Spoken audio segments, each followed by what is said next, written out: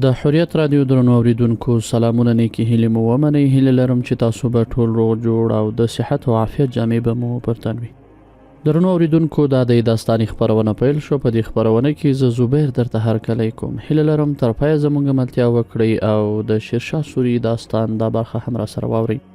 درنو خوږو اوریدونکو د شیرشاه سوري داستان د خپرونو په تیره برخه کې تاسو را سره واوریدل.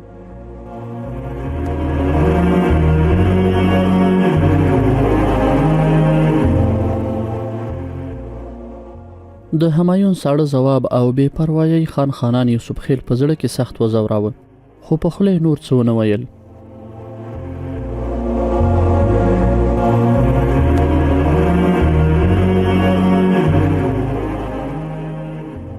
درنو اوریدونکو د شیرشاه سوري داستان د خپرونو په دې برخه کې تاسو را سره اورئ. همایون بیا وویل: زموږ پوځیان زیات ټپیان او ستومانه دي، آرام ته اړتیا لري. چې وخت راغی د شیرخان چاره به هم وکړو. زه به هندوبیګ جمپور ته واستوم، هغه به وضع له نږدې وڅاري. چې هغه څه احوال راکړ موږ به هماغسې وکړو. همایون هندوبیګ ته حکم وکړ چې پتراړ ځان جمپور ته ورسوي او د سیمې له وضعیته پرله پسې دربار ته خبر ورکړي. شیرخان جمپور ته د هندوبیګ له راتلو او د هغه له موخو خبر شو. هندوبیګ ته یې ګرانبیه ډالۍ له دې پیغام سره واستولې چې مالا علی حضرت همایون سره چې کومې ژمنې کړي د یوه ویښته په اندازه مو له هغو پښه نه ده اړولې. له بهاره تر چونارګړه په خطبو کې د ولا مقام همایون نوم اخیستل کیږي. زه ډاډ درکوم چې زما له لوري به هیڅ کله داسې کار ونه شي چې زموږ ترمنځ د ژمنو او شرطونو خلاف وي. شیرخان له همایون سره همدغه توپیر درلود. همایون ته خپله پاچاهي له درباري تشریفاتو سره په میراث پاتې وه. تر ډیره د شاهي غرور او ځوانۍ په احساساتو کې ډوب و. فکر یې کاوه چې پاچاهي د حق دی او تل به وي. خو شیرخان د خپل قوم له منځه راپورته شوی و. هر ګام یې له ډیر پام وروسته پورته کاوه. هغه ډیر وړاندې کتل او په مخ روان و. لوی ارمانونه یې درلودل. پوهېده چې لوی ارمانونه په تشو احساساتو نه ترلاسه کېدای شي. هندوبیګ ته چې د شیرخان ګرانبیه سوغاتونه او د وفادارۍ پیغام ورسید ډیر خوشحاله شو او اګرې ته د شیرخان د بشپړ وفادارۍ ډاډ ورکړ. همایون هم په همدې نظر و او هغه ډاډه شو. په دې کال کې د شیرخان په خلاف د پوځي برید اراده وځنډوله. شیرخان چې په خپل تدبیر د همایون له لوري کوم فرصت ترلاسه کړ نه یې غوښتل چې هسې له لاسه ووځي. همدغه وخت د بنګال د نیولو لپاره مناسب وباله. خپل پوځي سرداران یې راټول کړل او د بنګال د نیولو خبر یې ورته مخې ته واچاوه.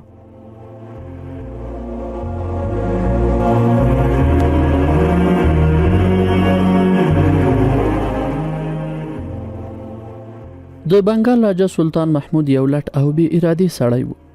په ټول بنګال یې بشپړ واک نه درلود. هر لوري ته یې هغې ډلې او وړوکي راجګان حاکم و. مالیه پر وخت نه راټولېده. پوځیانو ته یې پر وخت تنخوا نه ورکوله. همدغه ښه فرصت و چې شیرخان ښه درکړی و. شیرخان خپل زوی جلال خان او خپل بل نومیالی سردار د ملک ساک زوی خواس خان له 10,000 تنه پوځ سره د بنګال د نیولو لپاره وګمارل. د بنګال پلازمینه دغه مهال د بهار او بنګال په پوله پخوانی ګوړ ښار و. دغه ښار چې د ګنګا سیند په غاړه 19 میله اوږد د یوې لوړې غونډۍ په سر پروت و. تر دې مهاله سلطنو پاچاهانو د هغه پلازمینه په توګه غوره کړی و او په دې اوږده موده کې ډیر آباد او ښکلی شوی و. د جلال خان او خواس خان په مشرۍ پوځ چې د بنګال په لور وخوځېد سلطان محمود خبر شو. نوموړي په ځان کې د جګړې توان نه درلود او د ګوړ په مضبوطه کلا کې پناه واخیستله او مورچلونه او برجونه یې کلک کړل. جلال او خواس خان راغلل او پوځونه یې د ښار په شاوخوا کې ځای پر ځای کړل.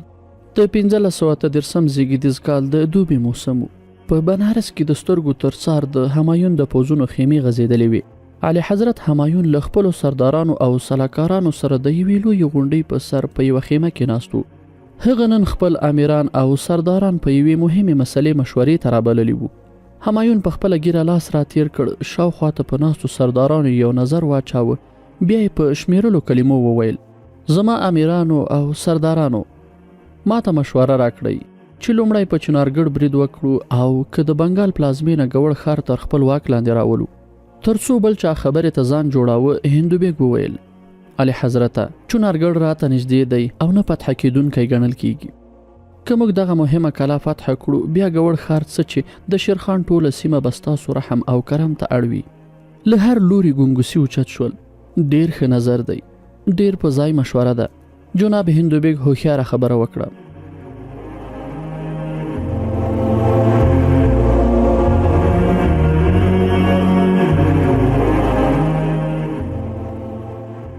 خان خانان یوسف خیل غاړه تازه کړه. ټولو د هغه لور ته سترګې ورواړولې. هغه د خپل نظر د بیان لپاره د مناسبو تورو او جملو پر راټولولو لږ چورتي غوندې شو. بیا یې غږ اوچت شو. علي حضرته، یو د ځوانانو وړاندیز دی او بل د عمر خوړلو بوډاګانو چې د وختونو سړې تودې ډېرې ګاللې دي او د تجربو خاوندان دي.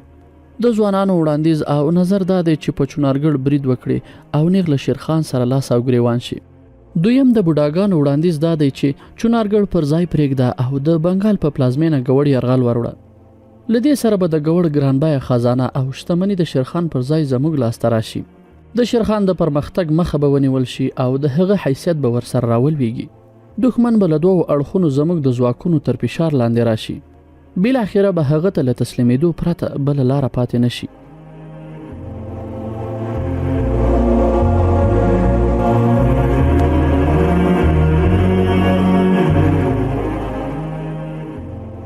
خان خانان د همدغه دویم نظر پلوي وو.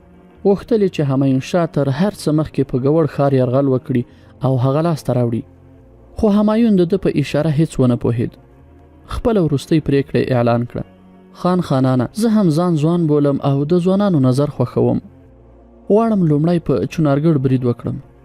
کله چې غونډه ړنګه شوه او خان خانان یوسف خیل خپلې دیرې ته ستون شو، خپلو ملګرو ته یې وویل شیرخان ډېر نیکمرغه انسان دی.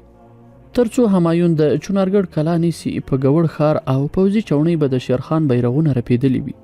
همایون د خپلو درباریانو د زیاتو فشارونو او غوښتنو په سبب د ګجرات له فتحې 2 کاله وروسته د شیرخان په خلاف پوځ تیار کړ او د چنارګړ د نیولو لپاره دغه تاریخي کلا بیا کلا بنده کړه.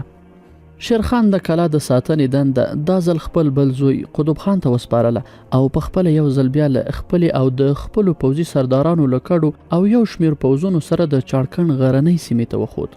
خو د چاړکن کلا د ده او د کورنۍ د ښځو او ماشومانو او پوځیانو لپاره وړوکې وه. دغه کلا ډیره خوندي هم نه وه او ډیره په اسانه کلا بندي کېدای شوه. شیرخان دغه مهال ډیر په چورتونو کې ډوب و. په دې فکر کاوه چې د خپلې کورنۍ او د پوځ لپاره باید لویه کلا ولري. له ډیر فکر او غور وروسته نظر د روهتاس په پوځي کلا ونښت چې له هر لحاظه د هند دغه محل له څو ګوتو په شمار مضبوطو کلاګانو څخه و. دغه کلا په 15 ګروه ساحه کې د یوې لوړې غونډۍ په سر جوړه وه. برجونه او دیوالونه د هر ډول یرغل د مخنیوي لپاره مناسب او ډیر پیاوړي وو. د خان په زړه کې ورتېره شوه چې که د روهتاس کلا لاسته راشي نو بال او بج به مو پکې خوندي وي او بیا له همایون سره تر ډیرې مودې د خرپ او ترپ جګړې ته دوام ورکولی شو. تصمیم یې ونیوه چې په هره لاره کېږي باید دغه کلا لاسته راوړي. راجا کرشان رای خپل مرستیال یو برهمن ټاکلی و چې جورانمن نومېده. شیرخان له دواړو سره دوستانه او ښې اړیکې درلودې. شیرخان ته هغه مهال ور په یاد شو چې یو ځل راجا کرشان رای او پنډت جورانمن د ده ورور ته له پوځونو سره ډیره موده په کلا کې دننه پناه ورکړې وه. یو ځل بیا یې په جورانمن پورې خپلې هیلې غوټه شوې. له ډیر فکر وروسته عمر راوغوښت یو لیک یې ولیکه او د روهتاس د راجا د خاص سلاکار او مرستیال په لورې واستاوه. عمر ته یو څو ځانګړي سوغاتونه هم ورکړل. ورته ویې ویل عمره، ته نور په خپله ښه پوهېږي چې د پنډت نظر څرنګه واړوي. هغه په مسکا ځواب ورکړ خانه، ماته یې پرېږده. که د دوستۍ په لهجه ونه پوهېدل ډارول یې راته اسانه دي.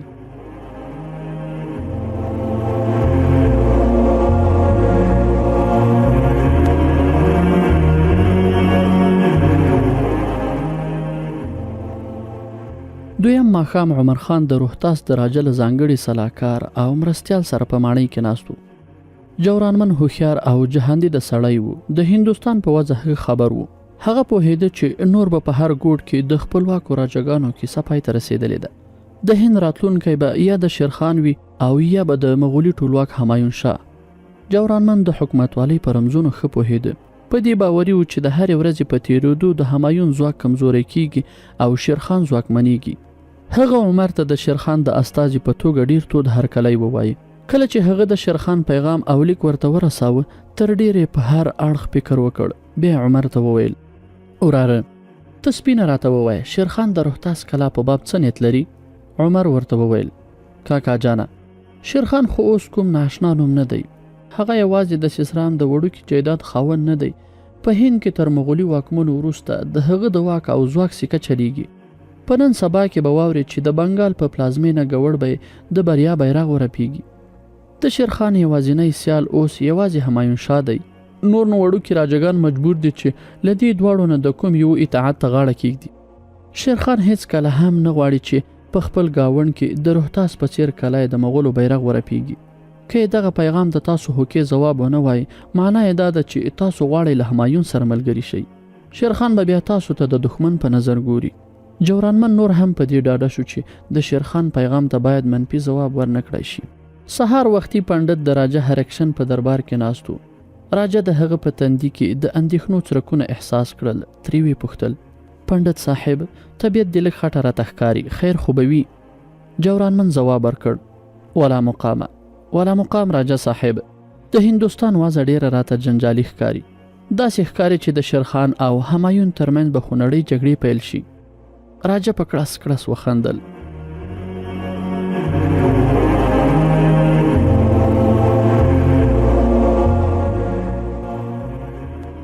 پنډت جی، دا خو نوې خبره نه ده. له ډېرې مودې ترمنځ جګړې روانې دي. خبر به چې همایون خپل ټول پوځونه د چنارګړ د نیولو لپاره رامارش کړي دي. په دې کې زموږ څه تاوان دی؟ جورانمن وویل: اورېدلې دې نه دي چې جنگ پلان قتل پشه؟ که موږ د دغو دواړو ځواکونو په باب هوښیار ګام اوچت نه کړو، نو د دوی د سیالیو قرباني به شو. راجا له تکیې لږ راپورته شو او په غمویو کې ښکلې لونګۍ له سره لرې کړه. په ګڼو څڼو یې لاس راتېر کړ. بیا جورانمن ته په ځیر وکتل. پنډت جی، د زړه خبره دې وکړه، څه غواړې؟ هغه مسکی شو. راجا صاحب، زما اخلاص درته معلوم دی. ما تر اوسه داسې سلا نه ده درکړې چې ته پکې کم راغلی وي. ما ته چې تر کومه وضع ښکاري، د هند راتلونکی له شیرخان سره غوټه ده. هغه زموږ ګاونډي هم دی. موږ تر اوسه ښې اړیکې ورسره لرو. نن په هغه یو څه تنګه ورځ راغلې ده. دا غوره ده چې لاس ورکړو. راجا خپله پګړۍ بیرته په سر کېښوده. ویې ویل: هغه له موږ څه غواړي؟ غواړي چې میرمنو او ماشومانو او یو شمېر پوځیانو ته په کلا کې پناه ورکړو.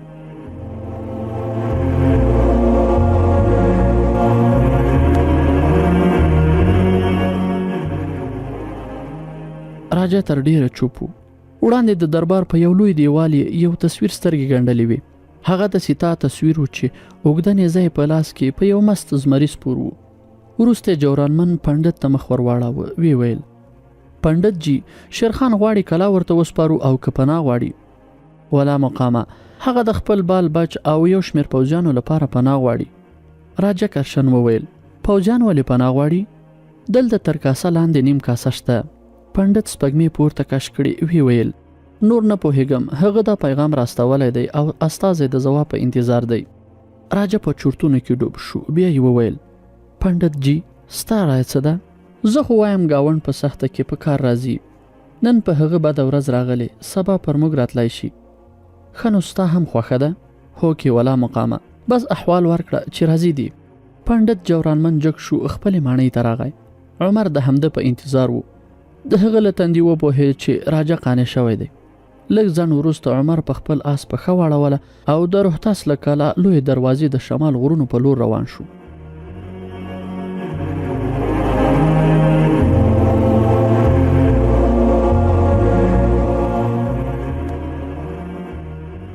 شیرخان ته چې د راجا او د هغه د ځانګړي سلاکار او مرستیال ځواب ورغی، سمدستي د چاړکن له کلا نه د کوچېدو امر وکړ. دویمه ورځ له یوه لوی کاروان سره له کلا راووتل. کله چې دوی له غرونو نه هوارې ته راښکته شول، د روحتاس د راجا بل پیغام ورغی چې هغه له خپل قول او ژمنې مخ اړولی دی. شیرخان له زیاتو میرمنو او ماشومانو سره له یوې کلا راووت او بلې ته په لاره په سپېره ډاک حیران ولاړ و. که همایون ته د دوی دغه حالت معلوم شوی وای، نو په یوه برید به د شیرخان ملا ماته کړې وای او د دوی کورنۍ به برمته کړې وای، چې بیا به شیرخان د تل لپاره د مغولو رحم او کرم ته ناست و. شیرخان بیا د پنډت جورانمن او راجا کرشن په نامه پیغام واستاوه چې ما ستاسو د ژمنې او قول له مخې د چاړکن کلا پرېښوده. اوس له بال او بچ سره پر بیبان پروت یم. که همایون خبر شي او دلته پر موږ یرغل راوړي، زموږ بال او بچ به ټول ووژني. که تاسو له خپلې ژمنې مخ واړاوه، زه به له همایون سره سولې ته اړ شم او بیا به د روحتاس کلا لوټې لوټې کړم. د راجا د انکار دلیل دا و چې یو وخت موږ د هغه ورور ته پناه ورکړې وه، هغه مهال د شیرخان ځواک تر موږ ډیر لږ و. اوس خو شیرخان لوی ځواک دی چې په کلا ننوت، بیا زموږ واکمني په دې کلا ختمه ده.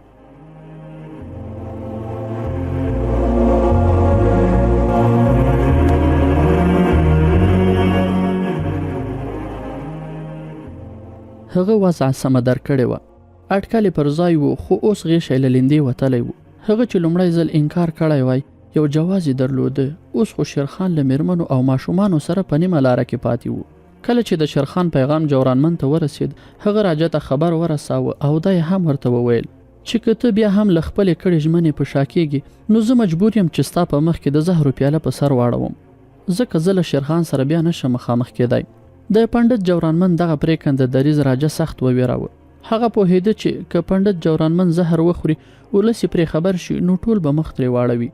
بیرته دې ته چمتو شو چې زه یوازې د شیرخان او د هغه ته پوځي سردارانو کورنۍ ته پناه ورکوم، پوځیان به پکې شامل نه وي. کله چې شیرخان ته د راجا کرشن ځواب ورسید، هغه تر لږ فکر وروسته دغه شرط ومانه او سم دستي د کاروان د تیاری حکم وشو. د پښتنو د دود له مخې د میرمنو او ماشومانو لپاره ډولۍ تیارې وي. له هغو سره یو شمېر پوځیانو د کورنیو د امنیت په نامه وخوځېدل. مازدیګر مهال و چې کاروان د روحتاس لوی دروازې ته ورسید. شیرخان له خپلو لږ شمېر ساتونکو سره له کاروان سره د ننوتلو اجازه درلوده. کله چې کاروان د ننوت او د ښار په منځ کې په یوه ډګر کې چې پخوا ورته ټاکل شوی و، ډولۍ له اسونو او اوښانو کوزې شوې. شیرخان خپلو لږ شمېر پوځیانو ته د شاوخوا دروازو د امنیت نیولو حکم وکړ. هغوی سم دستي د دروازو او برجونو شاوخوا ته مورچلونه ونیول. د راجا پوځیانو غوښتل د هغوی مخه ونیسي، خو هغوی ورته وویل موږ خپل بال او بچ د بل چا رحم او کرم ته نشو پرېښودی. پوځیان راجا ته په شکایت ورغلل. راجا کرشن د دغه حالت تصور هم نشو کولی، خو اوس نو اوبه تر ورخه تېرې وې. هغه پوهېده چې په یوه تیکه کې دوه تورې نه ځایږي. پوځیانو هم د شیرخان د دغه پوځي چال په وړاندې سرونه ټیټ کړل. تر ماښام وړاندې د دې تاریخي کلا برخلیک واوښت. په یوه دروازه د شیرخان پوځونه ورننوتل او په بلې د راجا کرشن پوځیان ووتل او دغه مهال پوځي کلا له جګړې پرته شیرخان ونیوله.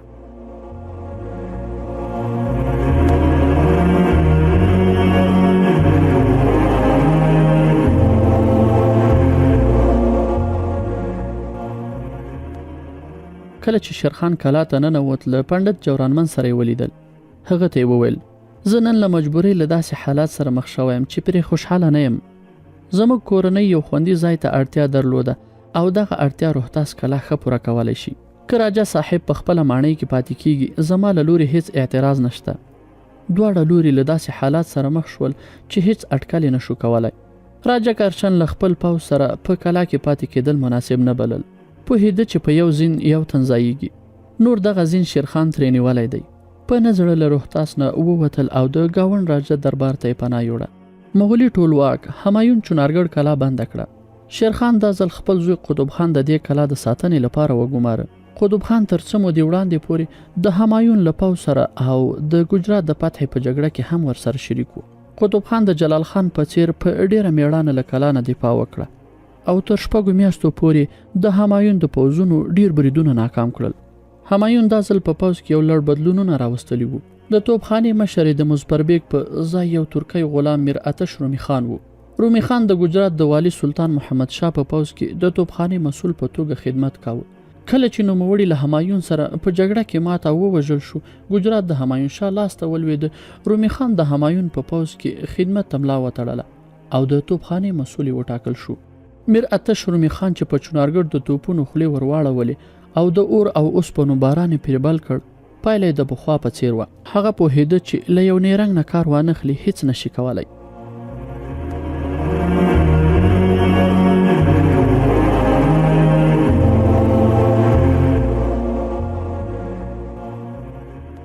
یو ماښام خپل څو تنه نږدې ملګري راټول کړل. هغوی ته همدغه مسله وړاندې کړه چې اعلی حضرت همایون له مانه هیله لري چې په کلا د یرغل لپاره باید توپخانه لاره پرانیزي. په کلا د توپونو ډزې هیڅ اغیز نه لري. که دروازې او یا کوم دیوال ته لږ او ډیر زیان ورسیږي، د کلا ساتونکي په یوه شپه کې بیرته رغوي. د هغه یو نږدې ترکي ملګري ورته وویل په کلا کې خامخا داسې کمزوري ځایونه شته چې د توپخانې ګولۍ پرې اغیز ولري. یو څوک باید واستوي چې دغه ځایونه درته معلوم کړي. د رومي خان په شونډو فاتحانه مسکا وغوړېدله. ملګري ته په اوږه ټپ ورکړ. بس یاره کلا دې راباندې ونیوله. ټکنده غرمه وه. پیریانو تنورونه اچولي وو. لمر دوه نږدې ښکته راغلی وو او له وړانګو یې اورونه بادېدل. د چنارګړ کلا شمالي دروازې مخې ته څو پیرداران په خولو کې زپ مپ وو. کله به کېناستل او کله به یې قدم وواهه. ناڅاپه یې له دروازې لرې یو تن ولید چې چیغې وهي او په منډه د دوی په لور را روان دی. پیرداران څک شول. هغوی سمدستي خپلې وسلې تیارې کړې. 2 تنې غیشي په لینده کې کېښودل. یوه تنې پاس د برج سر ته غږ وکړ. خبردار وګورئ دې لور ته یو تن را روان دی، یوازې دی که نور څوک ورپسې دي. له پاسه پیردار ځواب ورکړ. یو څو تنه نور له شا ورپسې دي، خو داسې ښکاري چې دغه کس ترې راتښتېدلی دی. د لاندې پیردارانو مشر خپلو کسانو ته وویل پام کوئ کېدای شي دا کوم دام وي. لاندې کسانو هغه نور 8 تنه ولیدل چې په دغه سړي پسې وو. د دغه کس چغې اوس براله اورېدل کېدې. د خدای لپاره مرسته وکړئ، وژنې مې، بې ګناه مې وژنې، د همایون شاه پوځیان مې وژني، درې ومې ژغورئ.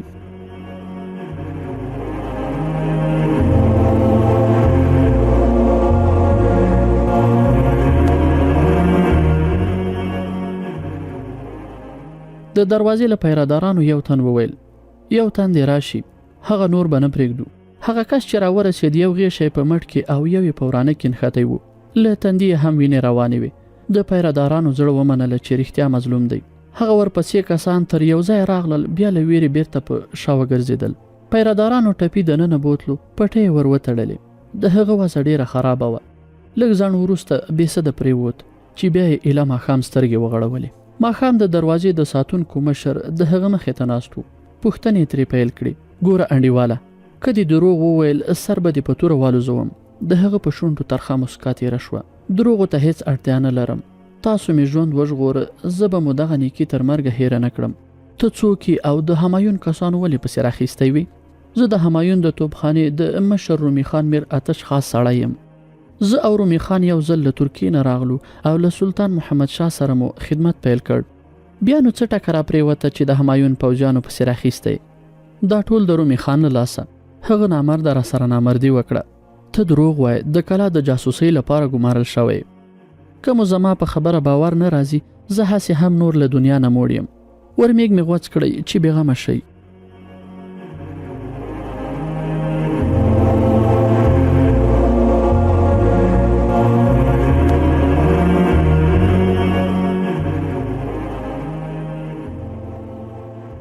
د حریت رادیو درنو اوریدونکو، د شیرشاه سوري داستان دا برخه په همدې ځای پای ته رسیږي.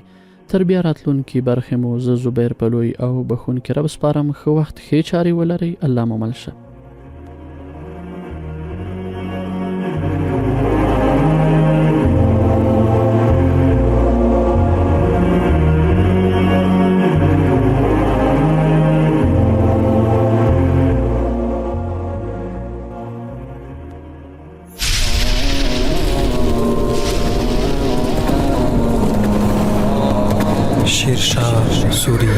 شیرشاه سوري هغه له خړو خاورو راپورته شو. د لوی فکر او ژور درک له مخې په تاریخ کې د یو ستر سلطان په نوم وپېژندل شو. نوموړی یو ساده سړی و، خو د عقل، زړورتیا او عدالت په زور یې د یو ستر سلطنت بنسټ کېښود.